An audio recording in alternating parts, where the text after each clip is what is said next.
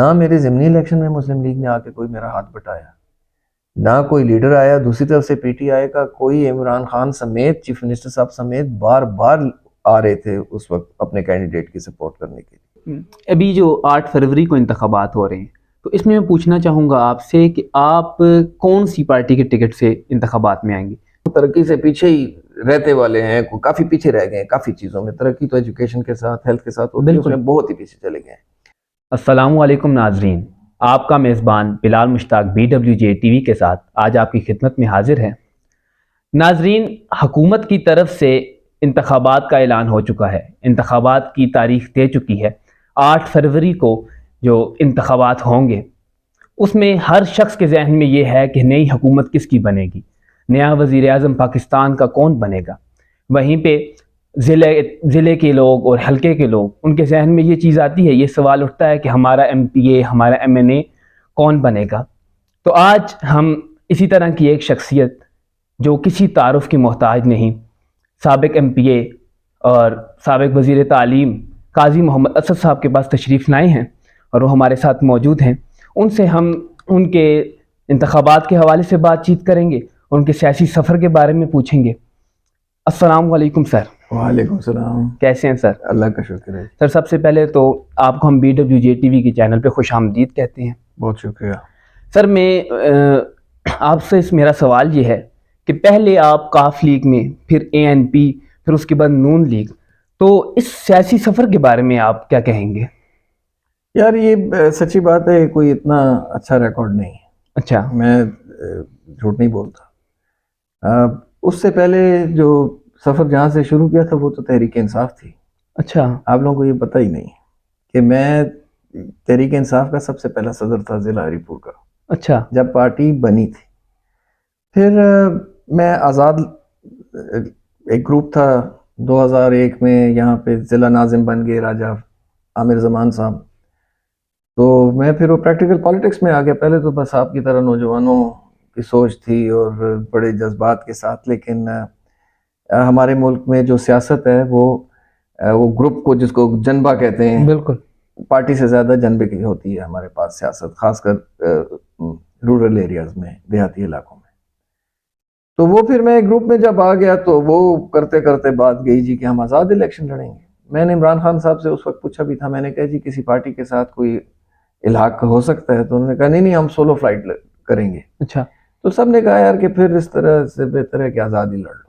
آزادی۔ تو میں نے آزاد اپنی نومینیشن کروائی، اور پھر اینڈ ٹائم پہ وہی راجہ عامر صاحب اور کچھ اور دوستوں نے کہا جی کہ مسلم لیگ کاف کا ٹکٹ لینا ہے۔ اچھا۔ تو آدمی مجبور ہو جاتا ہے۔ میں نے لے لیا، اور پھر اس کا نتیجہ یہی تھا کہ چونکہ ہم تو آزاد ہی لڑ رہے تھے تو ٹکٹ پہ میں تھا، لیکن میں نے جو ہمارے قومی اسمبلی کے امیدوار تھے عمر ایوب خان اس وقت، تو ان کے ساتھ ہم نے کوئی جلسہ وغیرہ نہیں کیا۔ اچھا۔ کیونکہ وہ اتنا آگے جا چکا تھا میں اس وقت کیمپین میں، تو ان کی اجازت سے میں نے کہا جی ہم جلسہ اگر نہ کریں تو بہتر ہوگا آپ کی ووٹ، کیونکہ ان کے ساتھ جو گروپ تھا وہ ان کے کزن کا تھا، حالانکہ دونوں مختلف پارٹیوں پہ تھے۔ اچھا۔ تو وہ ان کے لوگ چونکہ مجھے ووٹ دے نہیں رہے تھے تو ہم نے جلسے الگ ہی کیے تھے۔ پھر آگے چل کے وہ پھر کچھ اختلافات بھی پارٹی کے ساتھ آ گئے، تو میں نے پھر 2008 میں آزاد الیکشن لڑا تھا جی۔ اور کاف میں نے چھوڑ دی تھی۔ اور وہ اس کا پورا واقعہ کبھی آپ مجھے پورا ڈیٹیل لمبا انٹرویو لیں گے تو پھر میں آپ کو بتاؤں گا کہ میں نے کیوں اس وقت کاف چھوڑ دی تھی۔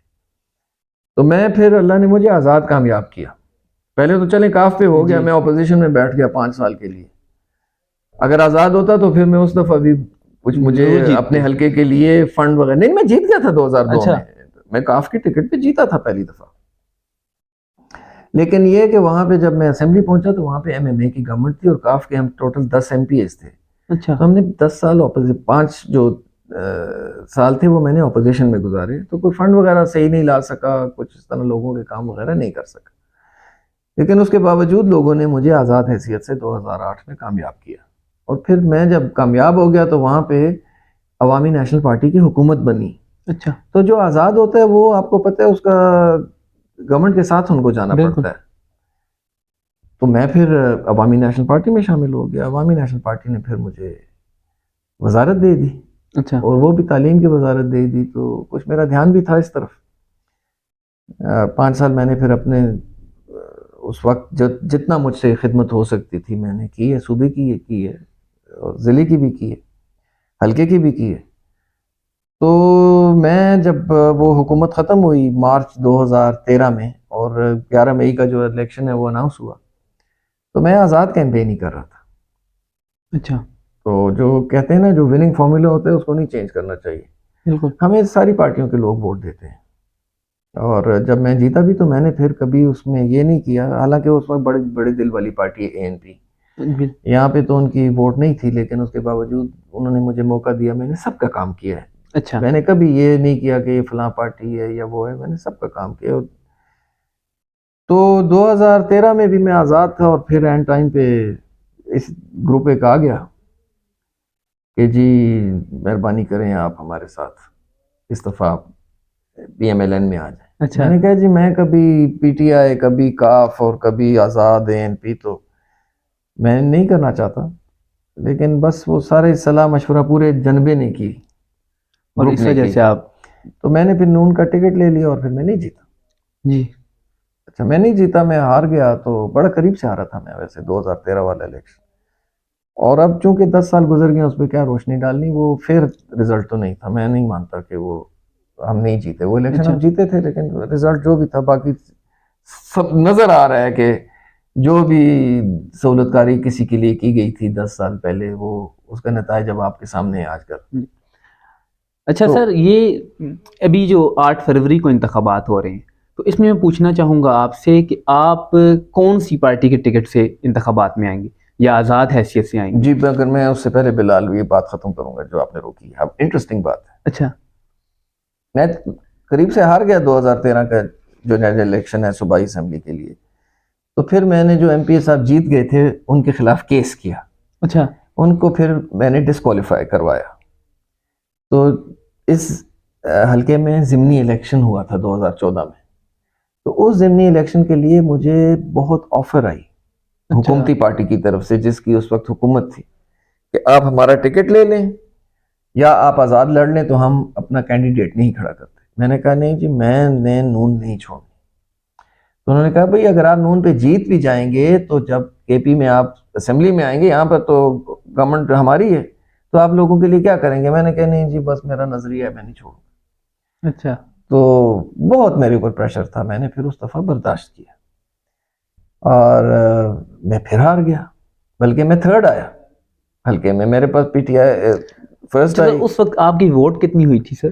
اس وقت جس بار میں ہارا تھا اس بار میری کوئی 22,800 ہوئی تھی، اور مجھ سے زیادہ پھر بابر نے 1,000 مجھ سے زیادہ لے لی، اور پھر اکبر ایوب خان جیتے تھے، ان کی گورنمنٹ بھی تھی، بہرحال جو بھی تھا میں اس پہ نہیں بحث کرتا۔ میں نے اکبر ایوب خان کو مبارک بھی دی تھی، میں نے کہا بس ہم نے قبول کی اپنی شکست۔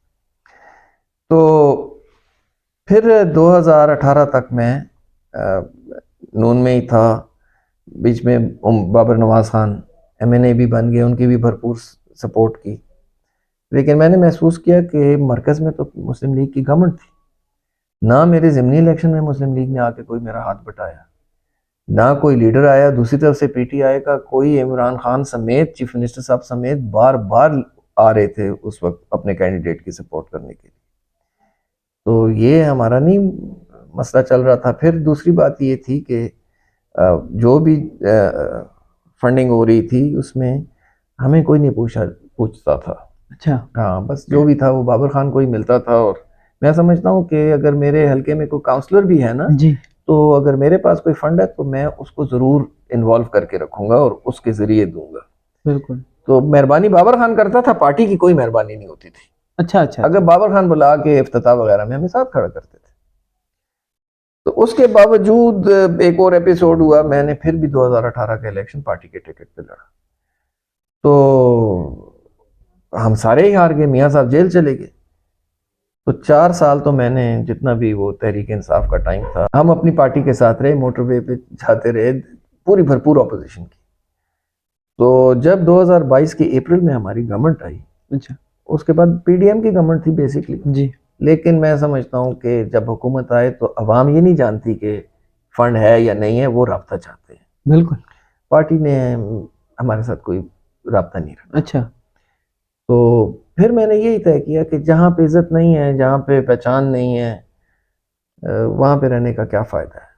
تو مجھے یقین ہے انشاءاللہ تعالی کہ آزاد میں آئیں گے. ہاں بالکل، میں نے آزاد کا اعلان کیا ہوا ہے اور میں انشاءاللہ اس کو اپنے لوگوں کو بلا کے بھی بتا دوں گا یہ بات. اچھا سر، لیکن یہ ابھی پیچھے نواز شریف صاحب آئے تھے پاکستان، تو جس طرح کا ان کا استقبال ہوا ہے اور جیسا ان کا ایک جلسہ تھا، اس سے تو ایسے لگتا ہے کہ نون لیگ اس پر دوبارہ آ جائے گی حکومت میں. جی بلال، اصل میں مسئلہ یہ ہے نا، دیکھیں وہ مرکز میں ان کی پوزیشن اور پنجاب میں بہت اچھی ہوگی، جو میرا خیال ہے کہ پنجاب میں بھی ان کے ساتھ کچھ لوگوں کے ساتھ مل کے وہ گورنمنٹ کا حصہ ہو سکتے ہیں، مرکز میں تو بنے گی ان کی گورنمنٹ. لیکن اگر یہاں پہ بھی بنتی ہو ان کی پوزیشن یہ ساری ساتھ کی ہو، میری غیرت گوارا نہیں کرتی، پوچھا نہیں ہے.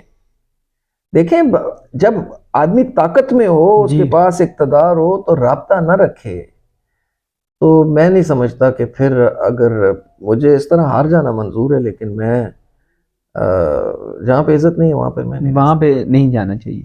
ویسے بھی قول ہے کہ جہاں پر عزت نہ ہو، آپ کو محسوس ہو جس محفل میں عزت نہ ہو، تو وہاں پہ آپ کو نہیں جانا چاہیے. بس کچھ ایسا ہی سمجھیں آپ کہ میں کہتا ہوں اللہ سب کا بھلا کرے یار. میرا کام ہے بس اپنے لوگوں کے ساتھ میرے رابطے ٹھیک ہیں. میں 10 سال سے آؤٹ ہوں میں، لیکن میں نے ہلکا نہیں چھوڑا.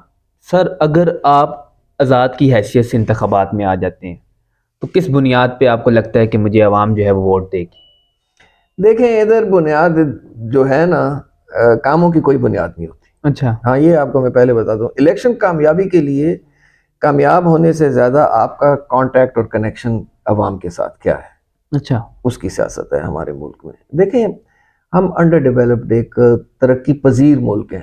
بالکل. بلکہ کبھی تھے، اب تو میں سمجھتا ہوں کہ ہم ترقی سے پیچھے ہی رہتے والے ہیں، کافی پیچھے رہ گئے ہیں کافی چیزوں میں. ترقی تو ایجوکیشن کے ساتھ، ہیلتھ کے ساتھ ہوتی ہے، اس میں بہت ہی پیچھے چلے گئے ہیں. تو جو میں امید رکھتا ہوں کہ میں کیوں جیتوں گا، کیونکہ میرا اپنے حلقے کے عوام کے ساتھ رابطہ ہے اور یہ میں نے 25 سال میں کبھی نہیں توڑا. سر لیکن یہ آپ کے مخالفین کی جو سننے میں آتی ہے رائے، وہ کہتے ہیں کہ اس پر ہم نے ہری پور کو یہ کام کیا ہے، اور اگر ہم پی ٹی آئی کے ٹکٹ سے نہیں بھی آتے تو ہمیں لوگ ان کام کی وجہ سے ووٹ دیں گے کہ ہم نے لوگوں کو سہولت دی ہے، سڑکیں بنائی ہیں، ٹھیک ہے جی، ہم نے کالجز جو ہیں بنوائے ہیں، ان کی بلڈنگز جو ہیں آئی ہیں. دیکھیں ان کے جو کام ہے، میں کسی کے کام پہ کیا انگلی اٹھاؤں، یا میں ابھی اتنی میرا تجربہ ہو گیا ہے کہ میں اب لوگوں کو بتاؤں کہ جی کام جو تھی ان میں کرپشن ہوئی ہے اور ان چیزوں پہ روشنیاں ڈالوں. چلیں جب جلسے ہوں گے اس پہ کھل کے ہم بات کریں گے. لیکن میں یہ بتا دوں کہ میں جب پہلی بار جیتا تو اس وقت بھی انہوں نے بڑے کام کیے ہوئے تھے. اچھا. پھر جب میں دوسری بار جیتا، یہ ضلع ناظم تھے. اچھا. اور ان کو کروڑوں روپے کے انہوں نے فنڈ لگائے تھے اس وقت بھی. اور میں یہ بھی واضح آپ کو بتا دوں کہ ہم تو نہیں مانتے کہ ہم ان سے ہارے ہیں. یہ تو کوئی اور جتا رہا تھا کسی ایک پارٹی کو، تو اس میں سارے جو ہیں وہ ہمارے علاقے کی جو کہاوت ہے کہ سوکھے کے ساتھ گیلا بھی جل گیا. بالکل. تو یہ تو ہمارے رزلٹس ہری پور کے یہ تو نہیں تھے. ہری پور میں جو پی ایم ایل این تھی وہ ایم این اے بھی وہی جیتا تھا اور ایم پی ایس بھی ہم جیتے تھے، لیکن رزلٹس کسی اور کے نکلے ہیں. اچھا سر، یہ کام کے حوالے سے ہری پور یونیورسٹی، یہ عام لوگ سب جانتے ہیں کہ یہ قاضی محمد اسد صاحب کی وجہ سے ہری پور ضلع کو جو ہے یونیورسٹی ملی ہے. لیکن یہ چیز ہے کہ اعجاز درانی صاحب سے سننے کو ملتا ہے، کہتے ہیں کہ ہری پور کو یونیورسٹی دینے والا میں ہوں. تو اس کی بتائیں کہ یہ کیا وجہ ہے؟ دیکھیں جی، وہ کیئر ٹیکر منسٹر تھے.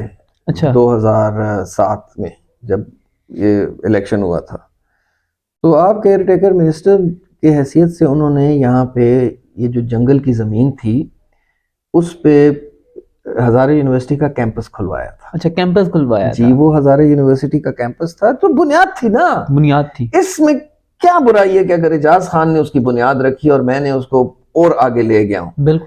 یونیورسٹی سے ووٹ نہیں ملتی نہ. یہ اس کے میں نے تو جب سے یونیورسٹی بنائی میں تو ہارا ہوں، میں تو نہیں جیتا.